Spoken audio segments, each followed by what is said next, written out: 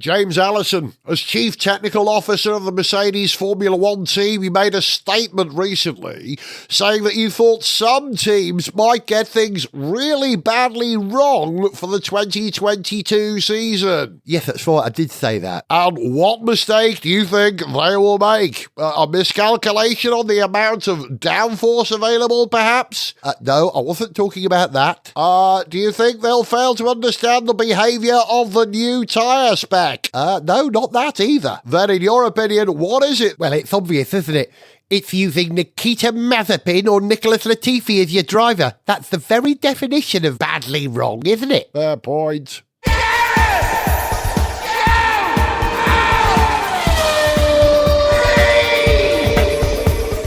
Hello, welcome to Gareth Jones on Speed. I'm Gareth Jones, he's Alex Goy. Hi.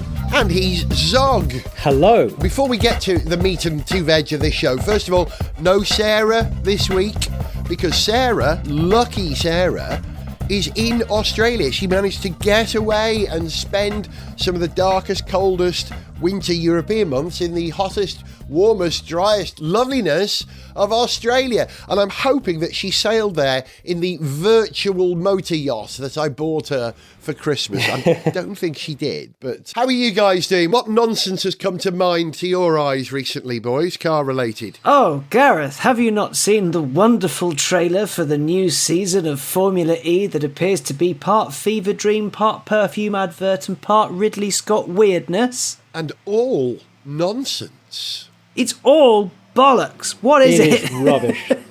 I haven't got a clue. I mean, Gareth, maybe you should just describe the advert we're talking about. But it makes no sense at all. It is the most confused bit of messaging I've come across. There's a Formula E race and the front three drivers have a massive accident, and rather than get out and sit in the pits and watch their competitors, instead they run out off the track and then run down the street, and then one of them gets on a horse After running through a Chinese restaurant and and crashing through the glass at the front. then they end up at the finish line just in time to run, having taken probably a massive shortcut but half the time of the race, in time to run across the finish line ahead of everyone else. It makes no sense at all, does it? It's part, like you say, perfume advert, part Bond film. The idea that it starts with the crash and the audio treatment of the crash, if you notice, it's very like Drive to Survive, where they ramp up all the effects.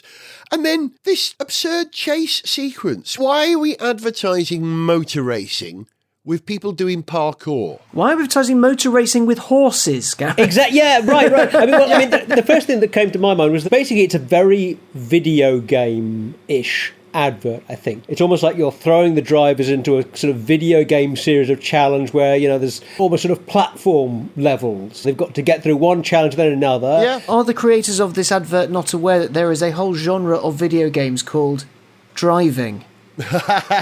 Well, apparently not, or apparently they think they have to offer you something or try to push something to you that is more exciting than driving. Yeah. But this is part of the problem with that advert, that you're advertising a motor racing series. Yeah. First of all, by showing drivers doing a whole lot of other stuff that's really exciting that isn't motor racing. But then also these couple of weird moments of getting something very health and safety nanny-ish. At the start of the advert, I thought, well, advertising a motor racing series with a huge on-screen crash is a bit odd. And then at the end of the advert, it's a bit odd that a driver steps out into the middle of the track with the entire field charging towards him. Yeah. I mean, there are those little triangles at the side of go-kart tracks that say, motorsport is undertaken at your own risk. Yeah. It's just very weird. The message, if you were to disseminate this whole thing, disassemble it, the message appears to be you can outrun a Formula E car by running around the city. And the company responsible for it, who are called Uncommon, have absolutely missed the point. But moreover, Formula E have supported them and said, this is great, this is the message we want to get across. I don't get it. I want to like Formula E, but I do struggle. I really do. And you two the same, right? No, I like Formula E, largely because I've been to a few of the races and the atmosphere is great. You see, I like loud, repetitive music and drinking a lot, and that tends to be what I do when I go All to one. motorsport. Which is great. So it's also why I like Le Mans, because it's that. But Formula E, it's mega. It tends to be quite easy to get to. The racing is surprisingly tight. You don't get big V8 noises, but instead you get a lovely view in a city. It's my speed. I enjoy it. I really do. But you don't get the drivers diving through glass windows and stealing horses from policemen. I mean, at no point during a race have I stolen a horse, nor have I jumped through a plate glass window. I'm glad. I don't think I've ever done that outside of motorsport either. I've ridden a horse, but it was a horse someone gave me permission to sit on. Perfectly acceptable. For me, Formula E has been a bit disappointing. When it launched, I wanted to like it, and I've been following it to some extent. But as a viewer, I haven't been that engaged with the races. But Alex, you say that the Formula E events you've attended have been a blast. Yeah. I've got to say, going to a Formula E race is a great experience. Yeah. They put on a really good show. The difference between being at the live event and watching it on TV is much greater with Formula E than actually with Formula One. Agreed. Yeah. What we have to remember, with my supporting Formula E hat on, is that it's still frontier tech in a way. They're still figuring out how to do it. Yeah. Much as F1 is the cutting edge of motorsport, internal combustion engine, hybrid tech and all that, Formula E itself is the cutting edge of what you can do within certain parameters. So, this season they're working on making the batteries smaller but more energy dense so that you can do the same distance at similar speeds, but actually it means the cars are lighter so they'll go faster. They're being clever with EV tech rather than simply going, right, well, bigger battery, we'll stop fast charging, we'll do this, we'll do that. That all of that stuff is coming, and it is genuinely useful information. Like, stuff is being fed down to road car development, especially when it comes to stuff like power flow transfer and battery tech, because that stuff is genuinely useful. Well, we wish them well. I want Formula E to do well. I'm much more engaged with Extreme E. I enjoy that a lot more. And I want Formula E to do well. And I will be watching this season. But no thanks to that stupid video. You will find it on the Formula E website. There's the full 3-minute version on there. There's a 3-minute version. Yeah. I've only seen the one on Twitter. Wow. I only got the short one. Yeah, there was enough nonsense in the short version. I can't imagine what the 3-minute version is going to be like. Even more nonsense. Now, staying with the theme of nonsense, my good friend Vince Borg, who, Zog, you've been to Le Mans with. Yeah. Hey, Vince. Yeah, Vince got hold of me the other day, phoned up, he said, "Oi, I've just seen someone driving a Dacia Duster, and I was wondering if that person who bought that car was a cleaner." I'm talking about nominative determinism in cars. Nominative determinism, where your name is something like Hearse, so you decide to become an undertaker, right? Yeah. Does it work for cars as well? For instance, Dacia Duster might be a cleaner.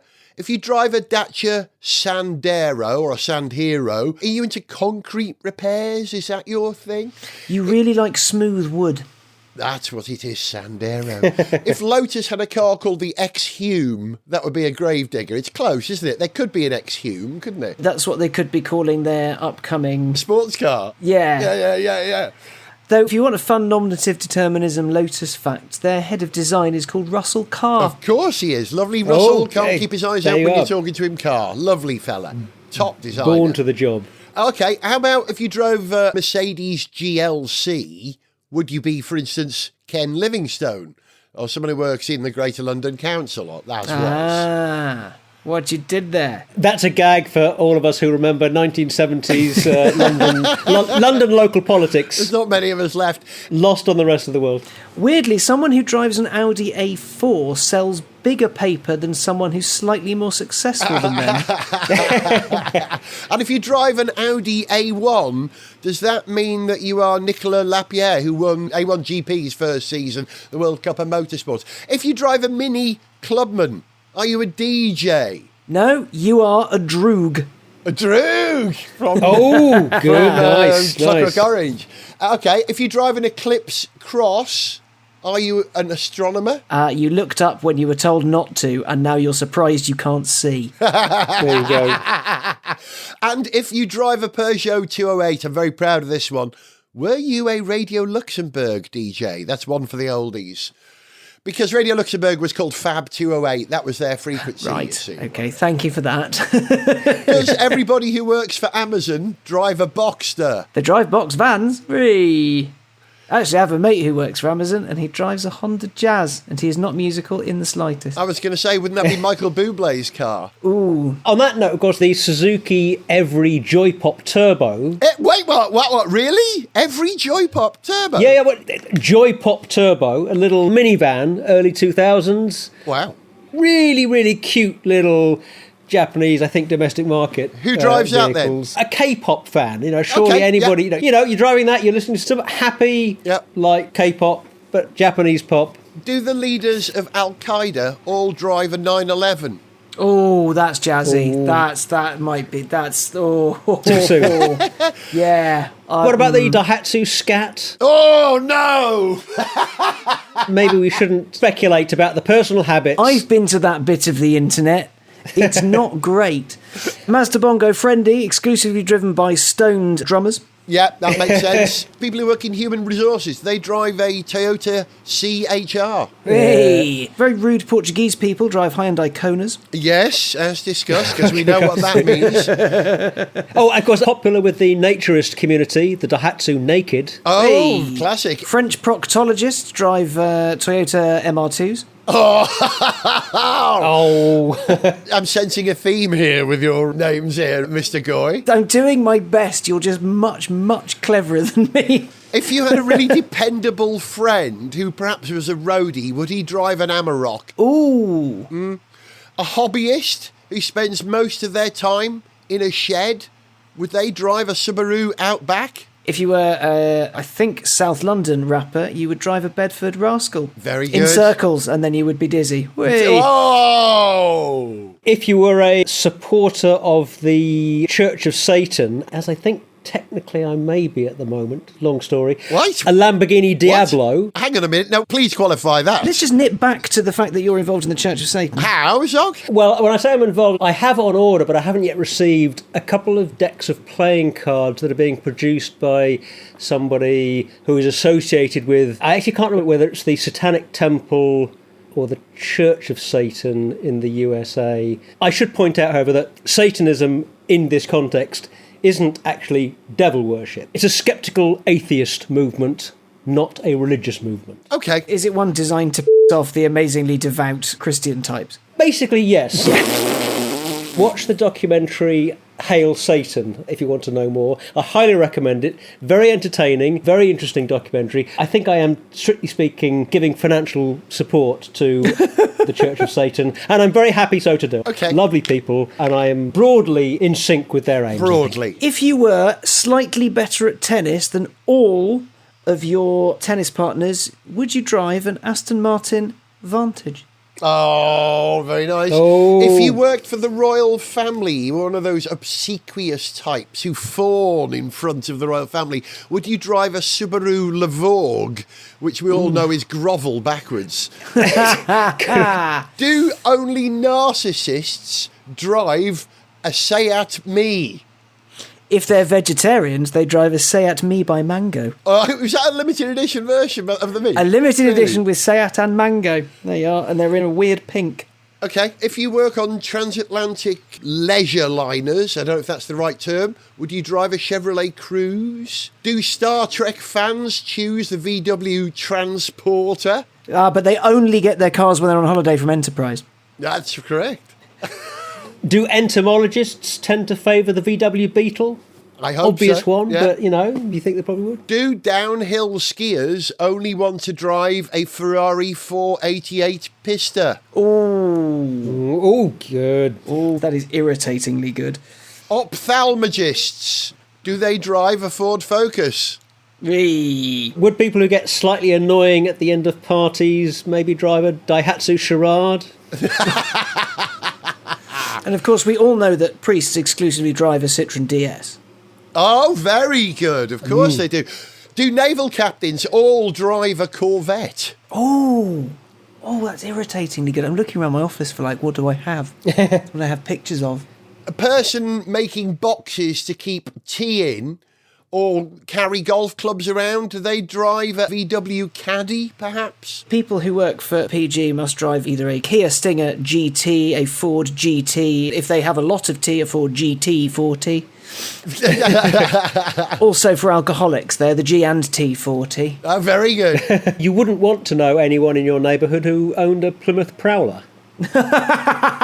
Very Or good. indeed a Toyota Urban Cruiser. If you work, if you work in catering and you specialise in pork-related things, you only drive a Caterham. Caterham. Oh, Yeah.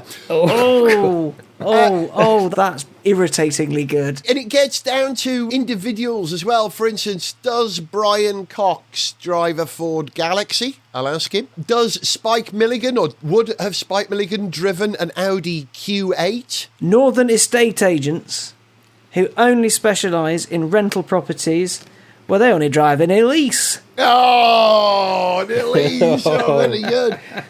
Okay, here's one for Zog. David Lynch or Kyle McLachlan. McLachlan, how do you say it? McLachlan? Kyle McLachlan. Yeah. Would they only drive a BMW, let's say 214, because Twin Peaks was cancelled after 2 series? But it came back. Yeah, but that doesn't count for the gag. We'll have to ignore that. Okay, fair enough. Okay. No, for the purpose of the gag, you're right. Let's not let the truth get in the way of entertainment, Of course. shall we? A Skoda Octavia, driven by Spider-Man's mortal enemy, of course, Dr. Octopus. Dr. Otto Octavius. Exactly. If we're going superhero, give me a couple of minutes. I'm sure I can think of something. We're running out of time. Tell me, you've got about 30 seconds left. I'm going to race through these I've got written down here. I thought about, do mountain climbers only buy an Alpine? I actually knew someone called Cleo Williams once. She never owned a Renault Clio Williams edition. I wish she did. That's a trick she But missed. a lady called Zoe Renault did try to sue Renault about the Renault Zoe. Good on her. She failed? She didn't win. Oh. You can still buy a Renault Zoe. Does Wolverine drive a Dacia Logan? Oh! Me, that's good. Simon Le Bon, has he got a Kia Rio? I don't know about that, but I'm pretty sure that anybody who had a Suzuki Esteem would feel pretty good about themselves. Ah, very good. Psychotherapist car, that. If John Wayne was still around, would he drive a Nissan Duke? Oh, good. Yes. Of course you would. And if, I'm going to wrap up with these last two now, and I make no apologies for these, but does Liam Neeson own a Porsche Taycan? I know it's pronounced Taycan. And if nominative determinism does work in cars, why wasn't Chevy Chase a NASCAR driver?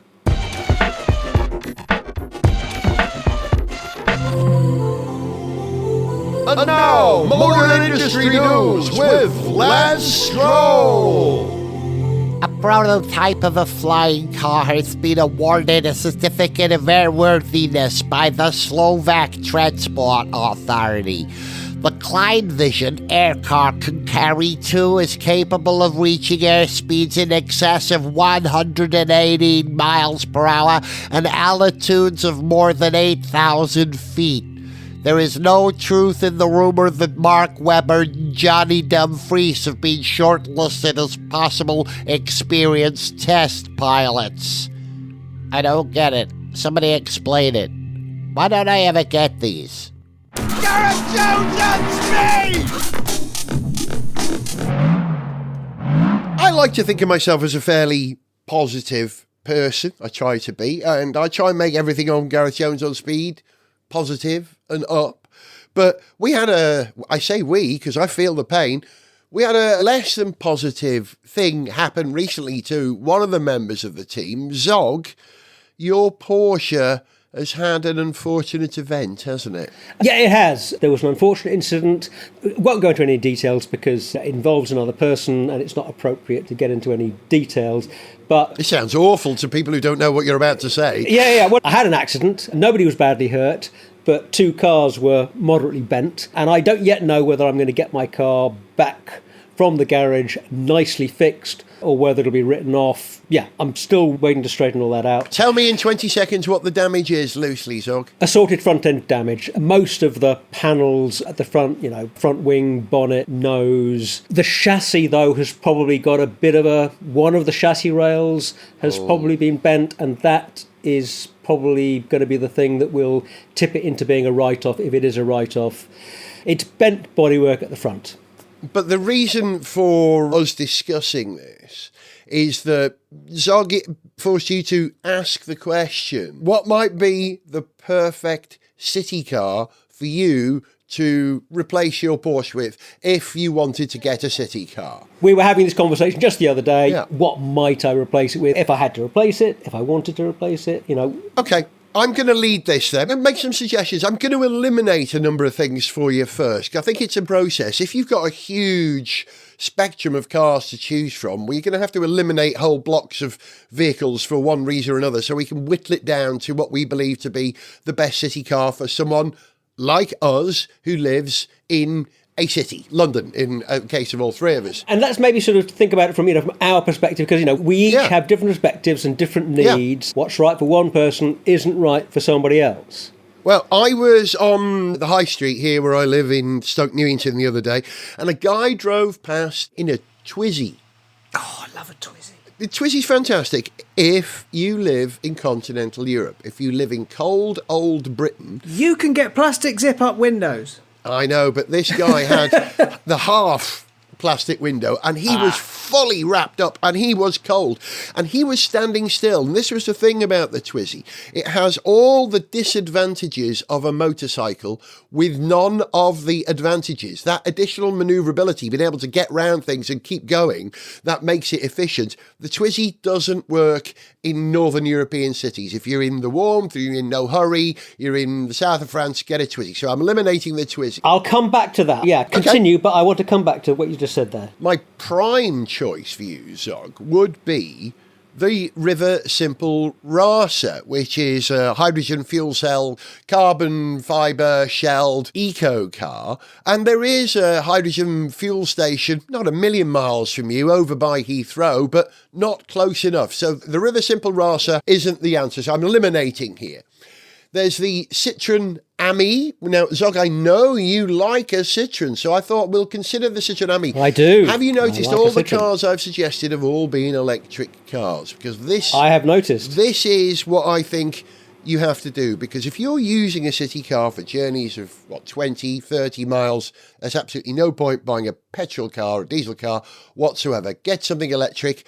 You can run a cable across your footpath. You can charge the car. So it has to be an electric car. So looking through what's available, the cheapest Renault Zoe I could find online at the moment was one for £6,890 with 29,000 miles on board. And I love the Zoe. You've driven a Zoe, Alex, haven't you? I have not. I've somehow managed to avoid it. Wow. However, It my was lovely. suggestions for city cars are going to be vastly different from yours for almost exactly that reason. So. Good. I want to hear what both of you have to say on the subject before I come back with my thoughts. Okay, well, I'm going to come to yours. I've two cars left in my suggestions. So a second-hand Zoe, if you've got £7,000 to spare. If you haven't, I'd get a Mitsubishi i-MiEV, because they're an absolute bargain, because they've only got something like a 50-mile range. Perfect for what you need. But you can't find i-MiEV, so you have to find the alternative version of the Mitsubishi i-MiEV. A mid-engine, four-door electric car. How cool is that? There was the Peugeot Ion, or the one you'd probably have, Zog, because you like a Citroën, which is the Citroën C0. Same car, rebadged. You can get those for about £5,000 I've seen online at the moment. That's my suggestion. Or get a Mini 1275 GT that's 40 years old and you're exempt from ULEZ and you've got a proper nippy city car. There you go. They're my suggestions. Some good ideas there. I like the throwaway mini suggestion at the end. You said that you thought the Twizy was no good for northern European cities. Yep. I think that's very unfair. I think it's wrong. I mean, have you been to Calais? It's absolutely the case that a northern European city in the winter, it's a bit miserable. It may be a fair weather vehicle for northern European cities, but it's not completely unsuitable. I think it's got a lot going for it, the Twizy. I wouldn't go for it myself because, like you say, to me it has a bit too much of the, like you say, combining some of the worst elements of a motorbike, the exposure to the elements, without the advantage of being super compact and super nippy. So I'll just take the Morgan three-wheeler off my list then. Fine. The Morgan has other things going for it, though. But what would you go for, Alex? It doesn't have a roof, so my opening salvo was the two cars I have, which is Morgan three-wheeler, which is like a Twizy but less practical somehow. Whoa! But it is fun to get around town in, and if it's just you and a mate, it's fine. If it starts raining, stay in. Right, Get a cab, whatever. Have a beer. I would also suggest a 10-year-old Vantage, largely because it's not much wider. Because you're selling one. No, God, no. It's not much wider than a Peugeot 206, something like that. Mm-hmm. There's room in the boot for a shop for a couple of people. It's comfy, it's quick, it's quiet. It can fit down gaps. There's loads of them around, which means there are loads of bits. Yeah. The bits are not cheap, though. But crucially, both of them are ULEZ exempt. They are Euro 5 or 6 then, yeah? Something like that, yeah. Like Wow, I'm as surprised as you are. My mate was offended that he had to get rid of his 13-year-old diesel Audi A3 and replace it with a Honda Jazz. And I get to keep my... And you could carry on driving your big old Aston Martin. Cumulatively nearly 7 litres of motor and 10 cylinders and 7 It's not enough. You need it's more not cylinders. Enough. I need more. Otherwise, for city car things, I'm going to lean more towards the ridiculous. It's not like you. No, I think you should get a Range Rover, namely a Range Rover Classics. There's a company called Kingsley Restored. As discussed. Discussed. And they do something called the ULEZ Reborn special, basically. It's a 40-year-old Range Rover Classic, and they've gone over the engine, they go over the transmission, they retrim it, they repaint it, they do everything so it won't rot, so you can keep it outside. Mechanically it's sound, cosmetically it's beautiful, and it's both congestion ULEZ free. And ridiculous. You might almost have talked me around on that one, Alex. Here's the kicker. You get all the space in the world, all the glass in the world, but it's an inch narrower than a new Ford Puma. Is it really? Yeah, have some of that. That's a good factoid. I know which one I'd rather crash. As soon as you said Range Rover, I had already dismissed the idea.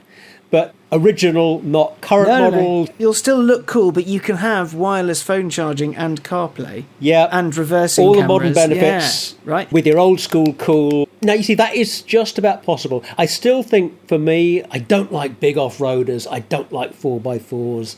But that's what I could go with. No, they're pointless, especially in town. But here's the biggest thing. A Range Rover or any kind of big, expensive-looking SUV, no one is going to mess with you. Yep. Because they know you'll probably run them over and just not blink. Whereas they'll have their sort of precious hot hatch that costs £1,000 million to replace. That is true. Now, there is that. But I don't think I want to project that on the road. I don't think I want to project this image of dominating, crushing. They'll think you're really cool, but you'll also them up. That's the thing. So you're basically the mobster with a heart. Okay. Yeah, well, yeah. And a really nice house in the south of France.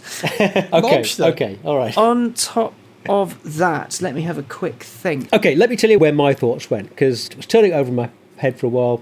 And there are a bunch of, really very good economical city cars from a lot of manufacturers. Really you're spoilt for choice. Where we are in London does have this added layer, though, of congestion zone and ULEZ compliance that means that city cars that otherwise work equally well in all kinds of congested urban environments don't work quite so well in London, because if you're using them a lot, you've got to pay charge after charge, and so these charging zone things become important. In the end, I figured there were two clear winners. Gareth, you mentioned one of them, but I'll come back to that. The other one, though, is the Toyota 86, whether it's a GT86 or a GR86. Yeah.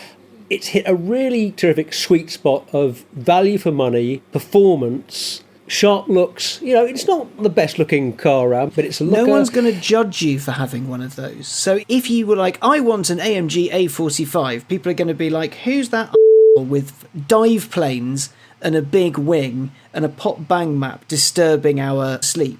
Whereas an 86, it's low, but it doesn't shout, it doesn't scream. It doesn't piss your neighbours off. No. If you want to get into tuning it and messing about with it a bit, you can do that. But it's also a really solid, reliable runner.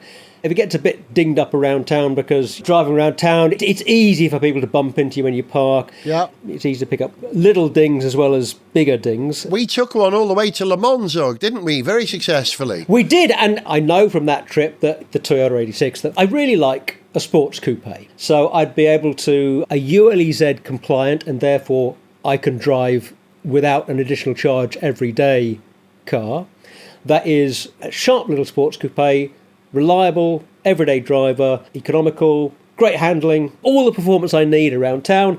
And if I want to head out west to see friends in the West Country or whatever, it's up to the job. In many ways, Zog, the GT or the GR86 is a spiritual successor to the 924 rather than the 944, a lightweight four-cylinder coupe, isn't it? Affordable. Yeah. Absolutely is. Yeah, for sure. And what was the one I suggested that you were considering? The other one, okay, having gone with that not obvious city car choice, the other thing that came to mind, if I was going to go completely the electric route and be a bit more local in my horizons, yeah, the Citroën Ami.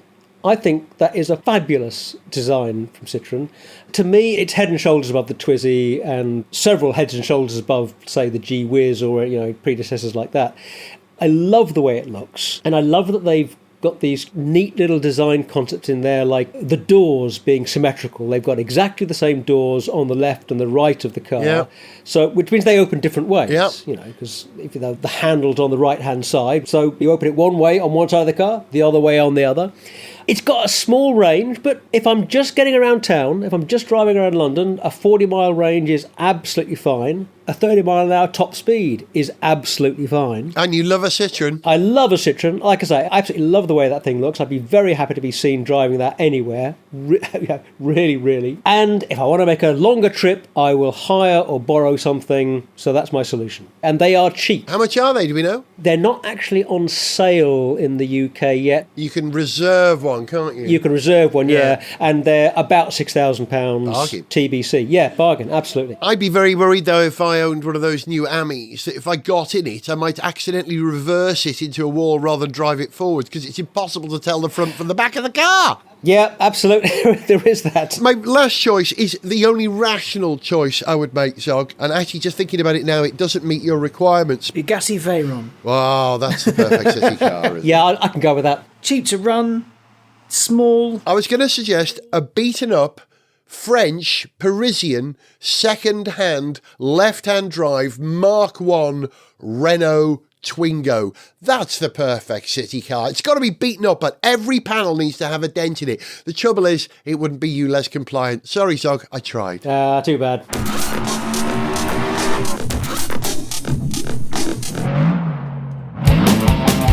It's Rally Report with Iggy Pop! The World Rally Championship got off to a spectacular start at the Monte Carlo Rally, the new for 2022 Rally 1 spec. Hybrid cars proving to be spectacular, and the Ford Puma Rapid in the hands of Sebastian Loeb, who won the rally with a commanding lead over his nearest rival.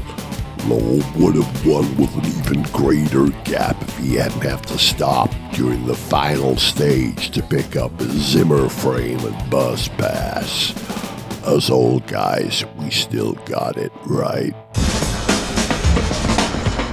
Gareth Jones on speed. I may have mentioned at some point on this programme over the 18 seasons we've been doing it that I'm quite fond of a band from the Midlands called Slade. Have I ever mentioned that, boys? No, it's the first Every I've heard now of it. and then, maybe you might mention in passing. Around Christmas, you're like, oh, I like that song. You did mention that you're a huge fan of ABBA and that you want everybody to send you any ABBA rarities they have. No, please. However, one of my favourite Slade albums is an album called Whatever Happened to Slade. And people were asking that question about 1977 when Slade had disappeared to America for a few years. But yeah, they were still around then and they're vaguely still around now. But that idea of whatever happened to crossed my mind when I was flipping through GP Racing. You know, the magazine that used to be F1 Racing that's now rebranded GP Racing. F1 Racing magazine's rebranded. Yeah, they're not allowed to call themselves F1 Racing anymore, apparently. Why? Ownership of the brand. Because it's the same people that own Autosport and they've had to call it GP racing. Yeah. But I opened up an old copy, and in there was a picture of a car. I thought... I mean, I'd hope so, mate. It's a car magazine. I've seen that car before. I'm holding the picture up for the boys to see. It's out of focus. They can't see it.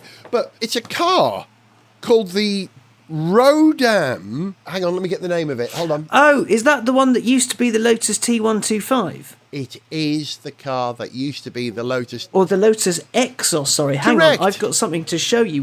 Hang on. Go and get it. I have a thing. Go and get it. Hang on. I'll explain in the meantime. The Lotus T125, I think, happened, the Type 125, in about 2010, and it was Lotus' attempt to build the ultimate track car that looked almost exactly like an F1 or an F2 car. It had a 3.5 litre V8 Cosworth engine. I'd always called it the T125. Oh, nice. It was also known as the Lotus I have Exos. from the Paris 2010 Motor Show, where it was unveiled with all of the other ridiculous concepts that never really went anywhere, the experience book that shows you what it all is. Is it signed by Danny Baha? It is not. I was never really present with him.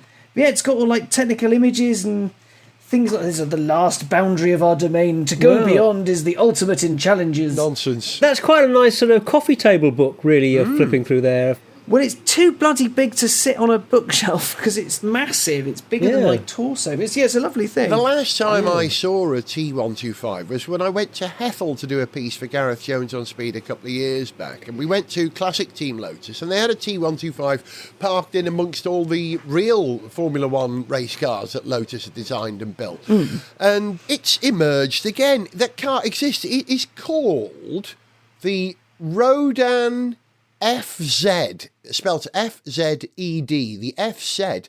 And Rodan, or Rodin, I don't know how you pronounce it, are actually a New Zealand engineering company who seem to have acquired the license to build the T125 in the way that Caterham built the 7. You know, it's what Lotus do. They offload their old designs. And apparently have improved on it. They have the world's biggest 3D printing facility, or printer rather, and they can print vital elements for the car. And if you buy a Rodan FZ, or a T125 as it was, I don't think you can actually take it home. It's one of those deals whereby you own the car, but they look after it for you. And if you want to drive it, you have to go and visit them.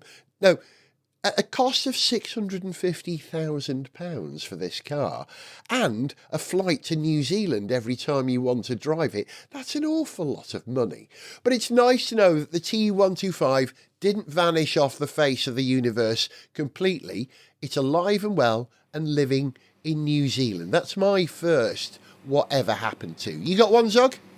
I was actually wondering the other day what happened to the A to Z. You know, the old London A to Z. I'm sure that there'll be other cities that have their own local atlases. I just thought that was something that I hadn't seen for quite a long time, except when I was clearing out some old car bits and in along with some old AA road maps and other assorted dog-eared bits of papers. There's an A to Z in there. And your A to Z was a thing that you would see stacks of every time you walked into WH Smith's or any other newsagent. Yeah. 9 times out of 10, in the map pocket in the back seat of your parents' car, there'd be a dog-eared one from about 30 years previous. Black and white. And your own copy of the A to Z, in my experience, always has a couple of pages that are either much more dog-eared than the other pages, or are actually missing. Yes. Because those are the pages that you keep looking at, because those are the bits of town that you spend more time in and going around. Well, I think we have the answer to the question. Whatever happened to, they wore out, didn't they? Yeah, they wore out and they've been replaced by sat-nav. They just evolved into dust. I honestly don't know. I could have Googled it before we had this conversation, but it's more fun not to.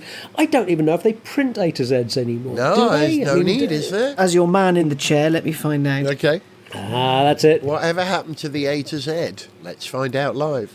Computron 2000, will you please tell us whether the A to Z is still... You can buy them from Amazon. Oh, hang on. They only go up to L now. No, A to Z London paperback, April Vintage. 2001. Whoa. Okay, there we Amazon. go. There we go. They're historical documents. Yeah, actually, you can buy 2001 for £2.50, But hang on, there's one for just shy of £6, paperback, or if you want to spy... Oh, no, that's March 2020. There you are, for £6. So the answers are gears. So they do still Or if print you them. want a spiral-bound one, new is apparently nearly £80. Spiral-bound. I think there might be a scarcity of... Oh, that's from Norfolk.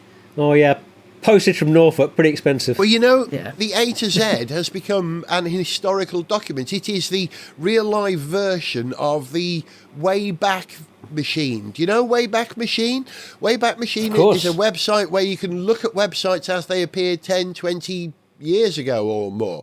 And so if you get an A to Z now, you're getting a snapshot of what London's layout was, or whichever town it is you buy for, at that point in time. So, wow, they've become historical documents. Okay, Alex, what's your whatever happened to? Whatever happened to cars from before a 50 plate? You never see them anymore. In London, because they're not allowed to, is that right? No, I was in Cambridge the other week, didn't see any. Really? I go on the motorway, you never see them. Go down Zog's house, couldn't see his anymore. So obviously something's happened. Sorry, that was really mean. Oh, But you never see them anymore. sad song. Really? I'm sad, Zog. Just gone. But you never see them anymore, do you? I'm going to have to apply that rule next time I'm out now and see Yeah. if it works. I hadn't noticed. I'm going to check this out. If you really want to play this game on hard mode, Mark 4 or 5 Escorts, the one before the Focus, you never see those anymore. Yeah, I'll give you that. And they used to be everywhere. Yeah, yeah. And do you know why? This is the interesting thing about cars, about classic cars. There are two ways of making money if you own a classic car. Either you buy a very, very, very rare car, like a lightweight E-Type, and you maintain it, or you buy something that was absolutely chod. It was so run-of-the-mill that nobody looked after that car, and they all got scrapped.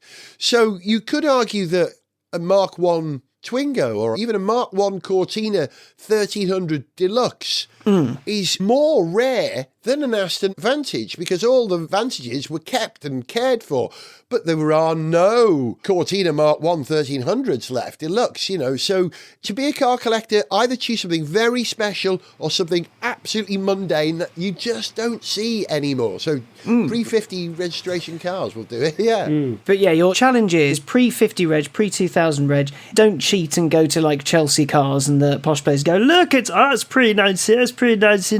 Well, yeah, you know, an E-Type's going to be. But I'm talking about like the workaday stuff, like Novas and Renault 5s and Escorts and Yes. Calibras and stuff. Like, you never see them. And they used to make up absolutely everywhere on the road. I'm going to discount the Morris Minor that I know is parked around the corner. I'm going to take this challenge. When I go for a walk tomorrow, I'm going to take this challenge, see if I can spot one. The final whatever happened to I'm going to leave you with, because this one sort of haunts me for some reason. Is it the ghost of the lady next door? Because she haunts you, that's what happened to her. She's a ghost. That does happen. I am haunted. Yes. Actually, there's truth in that, because the lady who used to live next door to me, her name was Elsie, and she died in her Sleep. late... While driving a bus. It was terrifying. Allegedly. That's what Gareth is telling everybody. Yeah. Let's not, Died in her sleep. There could be some others. Why is she haunting you? I didn't kill Elsie. She was a dear neighbour. She was a lovely old Jamaican lady who died in the 90s. And then the people who moved in a few years later, after living here for about 5 or 10 years, bought a dog. What did they call the dog? Elsie. Elsie. And Elsie barks all the time. So I am literally being haunted by the ghost of the woman next door, Alex, to the truth in what you said. My last whatever happened to is a car which Zog got both you and my attention, as I recall. When we went to XL in, when was it? 2006 or 2008. We went to the motor show in XL, and one of the cars, we reported about it on the programme, that seemed to be the great white hope, for want of a better word, the way forward for cars, was a car called the Lightning GT. Do you remember? I remember that. Yeah? That was cool. Yeah, I remember. Yeah, it was promising a great deal in terms of being an eco-friendly but exciting British sports GT. Yeah. And it looked like an Aston Martin or something. I discovered recently it was actually based on a sort of a track car. I can't remember the name of the car that it was based on now, but I'd never heard of it before. But the GT, it was innovative, Zog, because it was an electric car at the dawn of electric transport for us in the modern age, and it promised lithium titanate batteries and nanotubule technology somewhere on board as well, and in-wheel synchronous motors as well. And it really looked gorgeous. And I thought, geez, this has got a range of something like 220 miles. I think this is going to happen. Being a man in the chair, your range was 200 miles. There you go. You could recharge it in 5 hours from a 32 amp wired socket, or 12 hours from any standard socket. Usable, yeah. At that point, that was still pretty Yeah. advanced, wasn't it, at that point? This was quite a while ago. Yeah. Yeah, 2008 it was launched, with delivery supposed to begin in 2009. Yeah, then delayed to 2022. Yeah, the website still exists. It hasn't been updated for a couple of years. So I'm rather thinking that any investment that they were hoping for never actually came through. And the clue in that is in the last line of the Wikipedia article about this car, which says, deliveries to the public will have been put back to 2022. Lightning is believed to be in talks with a major continental partner whose technology will help bring the car to production. Now, that sentence in itself isn't damning, but the fact that after that sentence there's a little citation needed request from Wikipedia suggesting that that is more hopeful than based in reality. Actually, if we're talking about promising-looking vehicles that we haven't seen in production yet, the one that interests me is the Gordon Murray T25 and T27. Exactly. Those are fantastic city car solutions. We were talking about city cars earlier, and Gordon Murray came up with his take on the little city car, and it's oddball and brilliant.